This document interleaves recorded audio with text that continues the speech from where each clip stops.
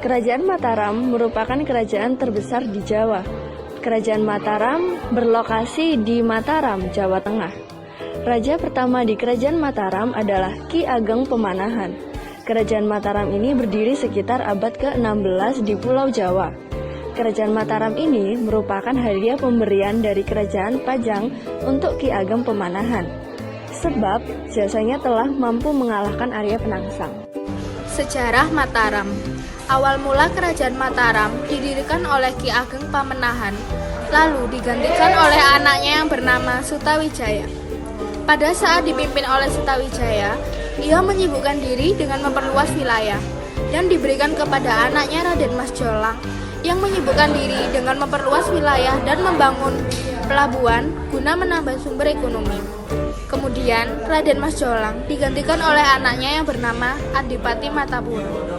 Adipati Martapura memimpin kejayaan tidak lama, hanya sekitar kurang lebih 1 tahun karena sakit-sakitan.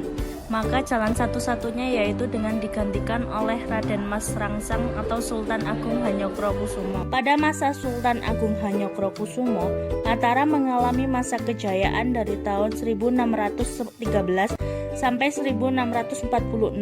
Pada masa ini kekuasaannya meliputi Jawa kecuali Banten dan Batavia, Madura, serta daerah Sukadana di Kalimantan Barat. Lalu digantikan oleh Amangkurat I yang merupakan anak Raden Mas Rangsang yang bekerja sama dengan VOC dan mendirikan benteng pertahanan. Lalu digantikan oleh Amangkurat II dan dilanjutkan oleh Amangkurat III. Keruntuhan Kerajaan Mataram.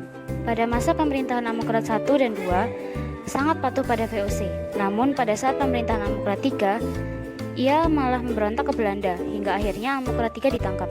Pada masa Pakubuwana III, Mataram terbagi dua, yaitu Ngayogyakarta dan Surakarta. Hal ini otomatis membuat Mataram terhapus. Tujuannya,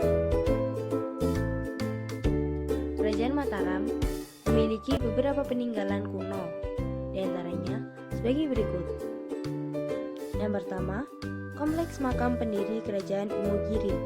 Kompleks Makam Imogiri merupakan kompleks makam para pendiri Kerajaan Mataram Islam. Gapura makam memiliki arsitektur gaya Hindu dengan pintu kayu tebal yang dihiasi ukiran indah.